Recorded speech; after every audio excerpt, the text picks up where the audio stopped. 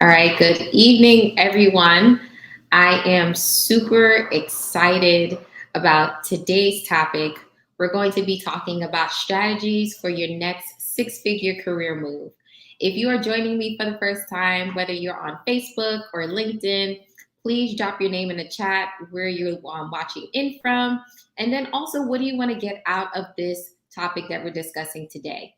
So, my name is Melissa Fleury. I am a career and leadership coach, and I founded the Branded Career. The Branded Career is a coaching and consulting agency where we assist mid and senior level professionals really land their first six-figure role, land their first leadership role within corporate America, and really utilize the skills and talents that they have to really live a fulfilling career. So today I want to talk about the strategies for your next six-figure career move. And I was very specific in talking about six-figure career move because what got you to 50,000, 65,000, 75,000 is not going to get you to 100,000 and above. The strategies that you use, maybe showing up unprepared to the interview and just hoping that you got the job, the strategies of just aimlessly applying online, the strategies of just being reactive to your job search, where one day your boss may have upset you, your coworkers were getting on your nerves, you decided to apply randomly online. Those tactics are not going to work to get you a six-figure job. When you're earning six figures and above, definitely the stakes are higher.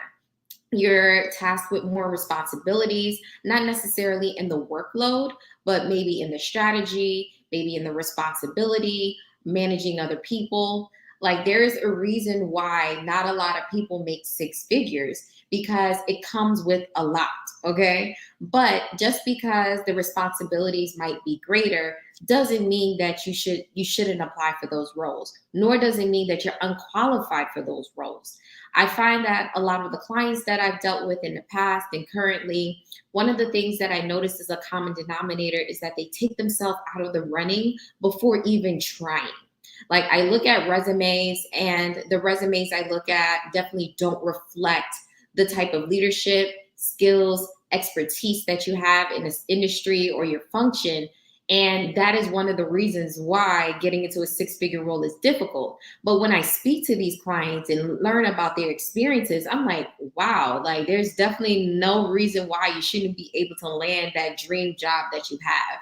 And so I really want to break down some of the strategies of getting into a six-figure role because it is completely different.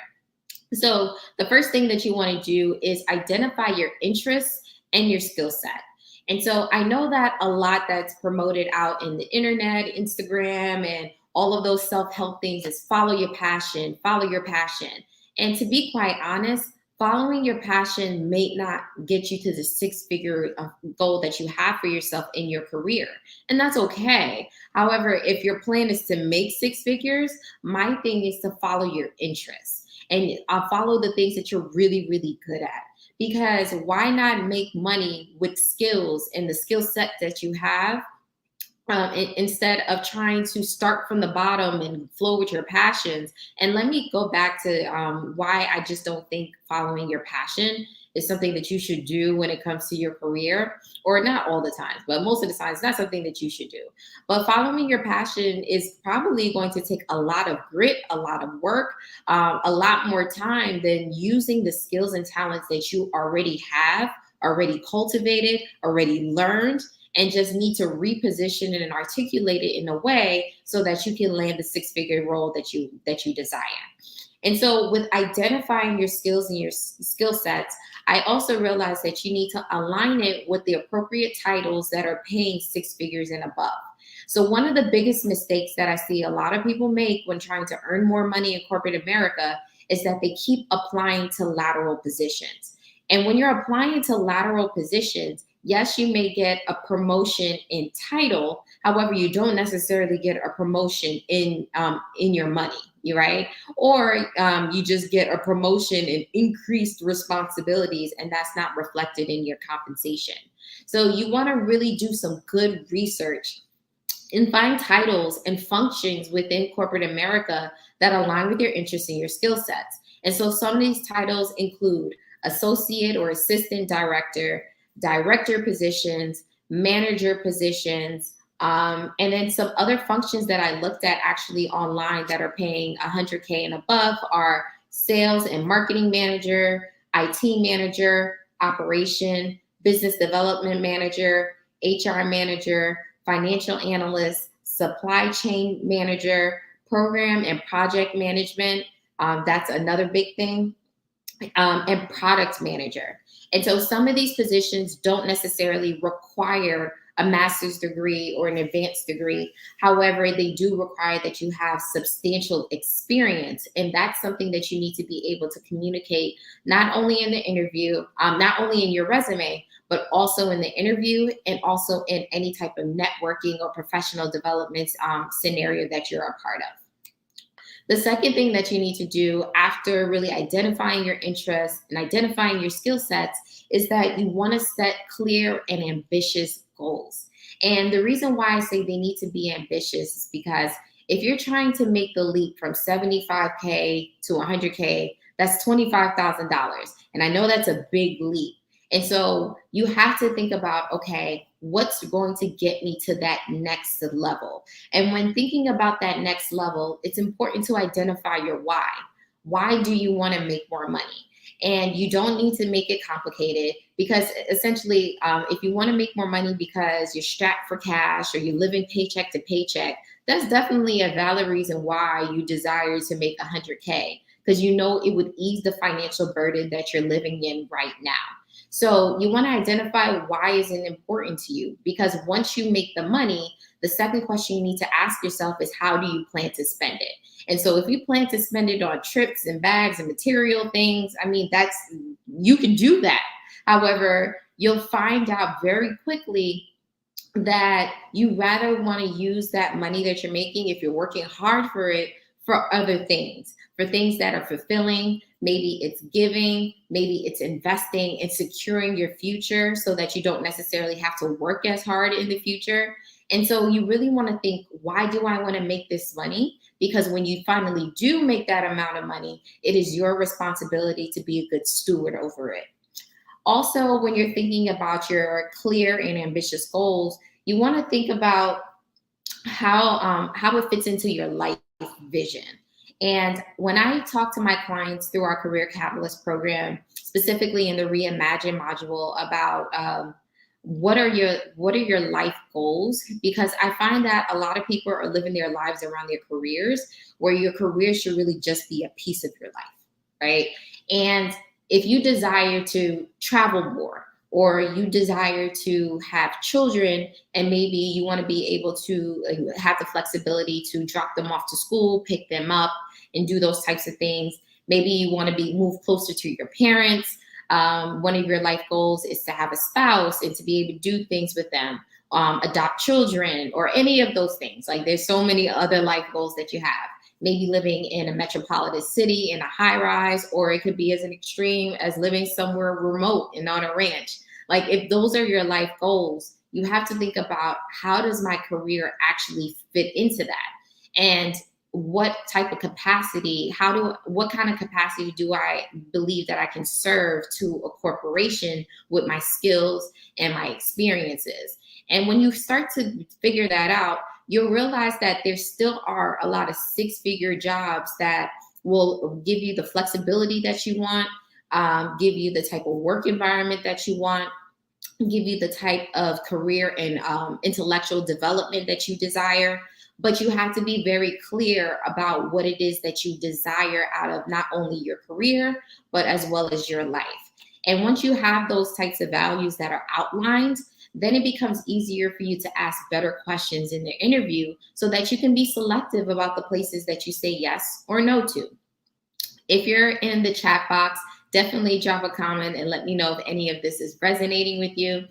So let's move on to number 3. Number 3 is you need to invest in continuous learning. And I know if you've gotten your bachelor's degree, associates, master's, PhDs, it's kind of like, sis, I'm done with learning. I'm done with school. I'm done with tests. I'm done with all the things. And trust me, I understand. However, one of the things I realized that really separates a lot of great leaders and successful professionals are those that continuously invest in their learning and development. And learning and development doesn't necessarily have to be traditional, like going back to school and getting your certificate, but investing in your education and investing in your personal development could look like purchasing, but not only purchasing, but reading books. Books, whether that be your traditional front and back physical books or an audio book. And you want to get books, and I've broken down into three different categories. You want to invest in books, one, mindset books. So, mindset books are so important on your journey to a six-figure career. If you've been in a situation where you've earned 50, 65, $75,000 for years, it might be kind of hard for you to think, wow, I could be on the other side of making 100, 150, $200,000. And honestly, it really just takes one career shift that can propel you to a new financial bracket. For example, I had a client a couple of years ago who was stuck in a senior analyst position. Constantly, she would go for a year end review and ask, I'm ready for a promotion, I'm ready for an increase in pay and title. These are the things that I want to do. And so her job would say, we don't think you're ready yet. We think you need to do another rotation. Just give it a little bit more time. And she gave it more time. However, it just kept going. The excuses just kept going. And so she decided to leave. And when she left, she jumped from a senior analyst to an associate director position. And so she went from making about $75,000 to a little over 100K. And after that associate director position, a year later, she was promoted to director. That put her into the $200,000 range. And that is something that she didn't even see for herself, right? And so it's important that when you develop your mindset, right? And that was something that she did. She started to say to herself, you know what, this is something I can do. I know it's something that I can do now. And I'm going to provide myself with the resources, the time, and the energy in order to accomplish this goal. And so you want to purchase mindset books. The second thing is that you want to purchase personal finance books, because it doesn't make sense for you to make more money if you don't know how to manage the money that's coming in the door. The last thing I would hate for you to do, or what I would hate for you to do, is to earn money and just collect more debt and to continue to live paycheck to paycheck. And one of the things that we talk about in my circle is that sometimes, depending on your lifestyle, you can end up in a job that pays you very, very well, but then it starts to feel like they're golden handcuffs, right? You don't want to put yourself in a position financially where you have to work a job just because it pays you well because of your financial burdens. And so you want to be able to manage money well. Manage money well, whether you're making $50,000, and then manage money well, whether you're making $100,000+. And that is my desire for you, because I believe that there comes a point when we're trying to really change our financial situation and trajectory that you can't just continue to just cut expenses and live frugally, right? There is a time and a place for that. But after looking at your budget, after cutting out the Starbucks, after cutting out the cable and all of those miscellaneous things, you have to make more money. And when you get to that place of actually making more money, you need to be financially savvy to actually manage that money. And when you get to a place of managing that money, hopefully you'll get to a place of multiplying that money through investing and doing different things. But you want to start cultivating your mindset now with the mindset books and then the personal finance book. And then lastly, in the section of books, you obviously want to start reading. And it doesn't necessarily have to be a book, but it could be books and magazines or journals related to your career, and actually understanding what is happening in your career. Like, we're living in a time where, just the job search landscape and corporations in general and technology, like everything is moving and changing really quickly. And you have to understand what's going on, not only in your sphere of influence, but what's going on in your city, your state, nationally, internationally, because we really do live in a global economy. So understanding what's happening abroad can really affect your career, whether that be your actual function or your industry and your company. So you want to stay abreast on current events and all of those things that are happening. Another thing that involves investing in continuous learning is YouTube. I think a lot of people really underestimate the power of YouTube. There is so much education on this platform. There's so many so many just different videos of things going on that you can really learn for free. And instead of going on YouTube, and I know my guilty pleasure is watching like Get Ready with Me and hauls and all those other things, but there are times where I switch my YouTube channel to listen to personal development, things that's going on. I work in commercial real estate, but getting updated news in the market or different markets that I'm currently working in. And YouTube ends up being the place where I can get the best information. So don't overlook YouTube. Last thing when it comes to investing in your learning is definitely workshops, and which we'll cover. Actually, no, we can talk about that now. Workshops. So don't be afraid to pay for things. You need to pay for sometimes just to even get in the room. And I realize that there is a big difference from going to like networking events or conferences that are free, and networking events and conferences that you have to pay $500, $700, $1,000 to attend. And because when you're paying that much money, people are serious about their growth, serious about their networking, and serious about their where they're going financially and professionally in life. And so you want to surround yourself with people that are on the same mindset as you, the same trajectory as you. And if that means that you have to save up and pay a couple $100s to get into the room, then I advise that you do that. And then also, there's but so much free information that you can gather for yourself. I find that when you pay to get into the rooms, whether that be workshops and conferences and stuff, that now you have direct access to people, that you can ask them questions that are specific to your actual situation, your personal situation. And then lastly, when it comes to continuous learning is investing in coaches. And you have to also have enough self-awareness to know what kind of coach that you need. So whether that be a career coach like myself that can assist you with gaining the clarity that you need, the strategy and the tools to actually execute on your career plan. Maybe you need a communications coach that can help you with public speaking and being increasing your executive presence and leadership. Maybe you need someone that can assist you with salary negotiations. Like there's different types of coaches that can assist you in the places that you need the most help in. And I find that if you research some with successful athletes, even just successful business people, they have coaches. Like these are experts in their fields, but they still have coaches because they've realized that they have blind spots that a coach can assist them with that can help them propel them further, but also obtain their goal quicker. Like I've noticed that coaches have a lot of experiences because either they've done the thing personally themselves or they've coached a lot of people where they've realized where the pitfalls are and how to teach other people to avoid those pitfalls they've seen their previous clients make. Next up, the next strategy when it comes to your next six-figure career move is networking strategically. And when you're networking strategically, one of the things I talked about is, of course, the workshops and the conferences. And so being able to get in the rooms where you actually have to pay to get in the rooms. And another thing I want to suggest is that if you're a person that's kind of like, oh, I don't know if I want to go because it's halfway across the country, I'm going to be by myself. That is the best place, okay? There was a time where during my unemployment where I got the opportunity to go to Vegas for a real estate conference. And so when I went to the conference, I didn't know anybody. Actually, no, let me take that back. I knew like one person. But I really didn't know much people. I was unemployed and I just went there saying, you know what, I just want to connect with some amazing people, gain some insight as I'm making this transition from finance to real estate.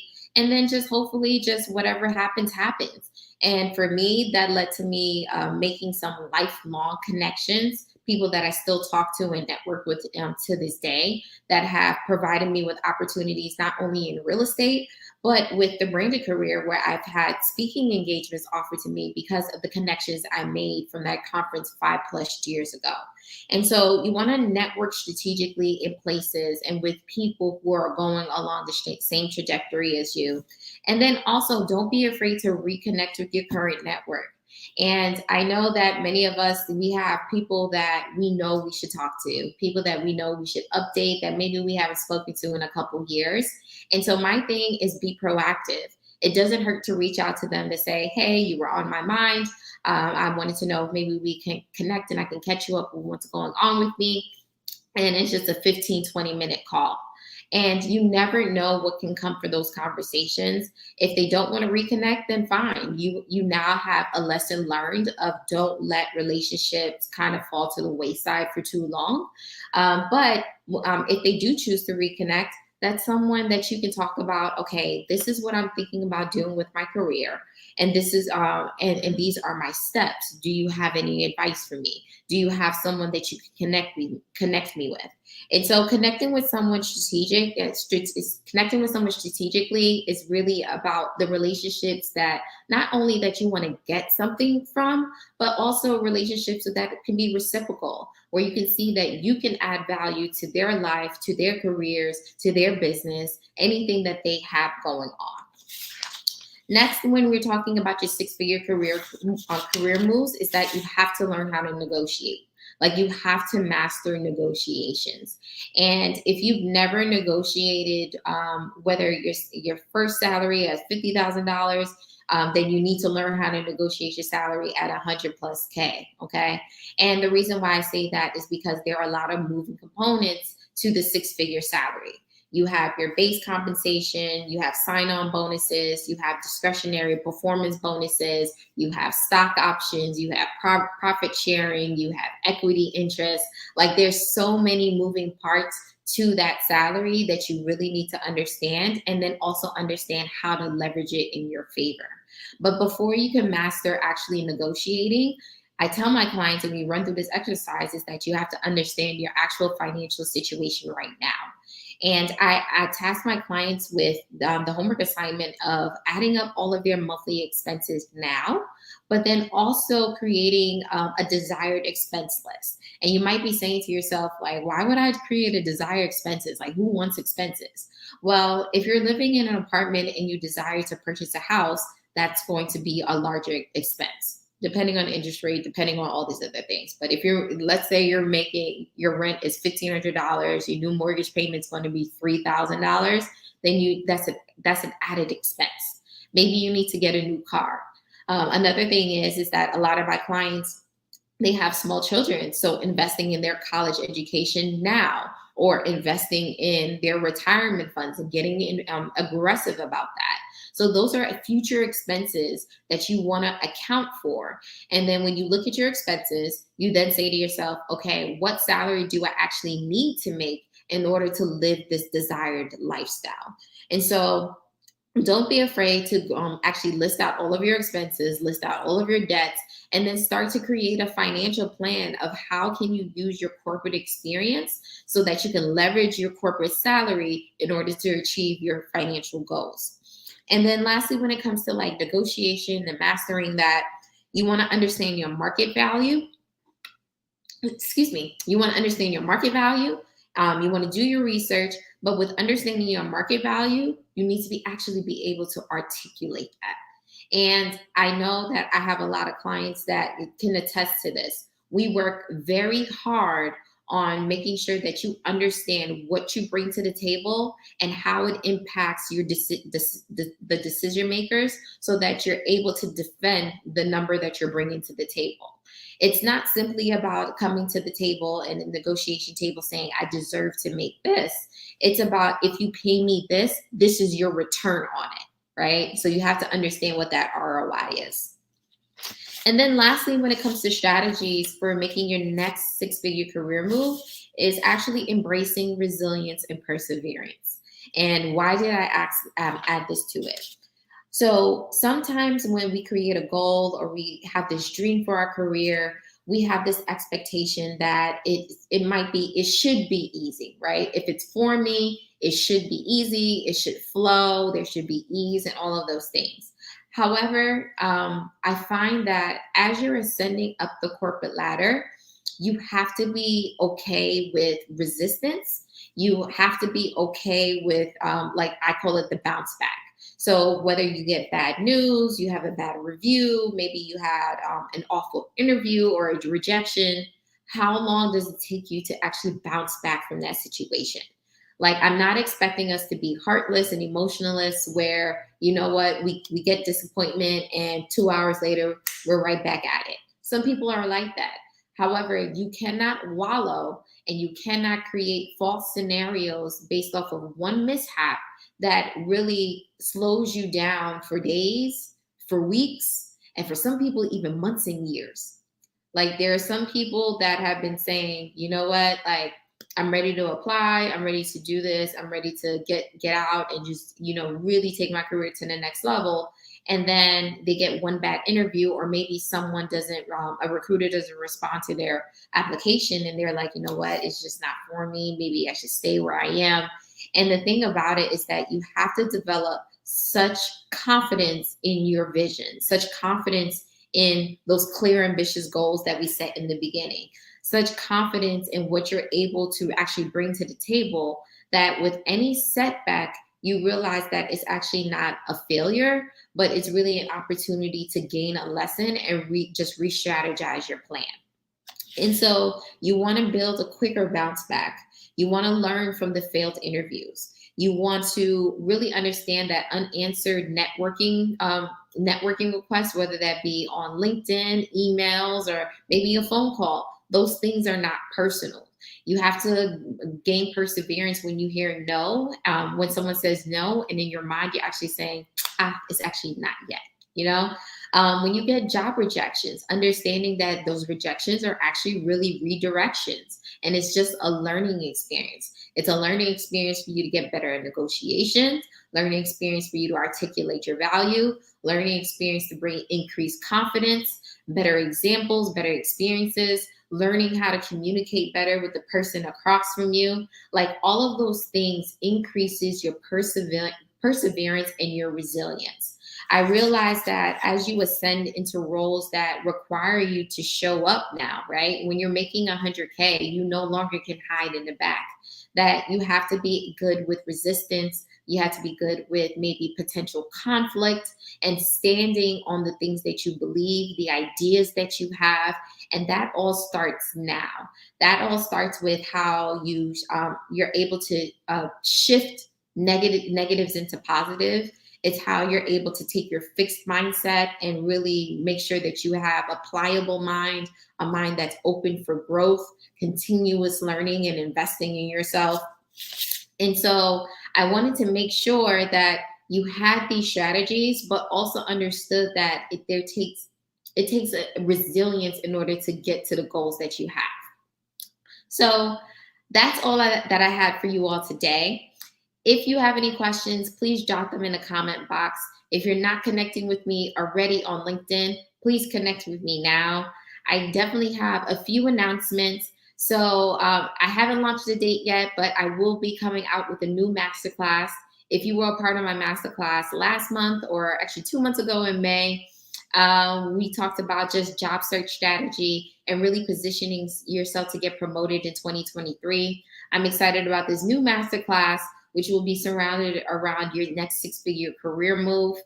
If you already know that you want to get coaching and you need some assistance with our Career Catalyst program, please click the link in the comment box below. You'll be able to book a free call with me where we can talk about your current situation, your dreams, your short-term vision, and how I might be able to assist you.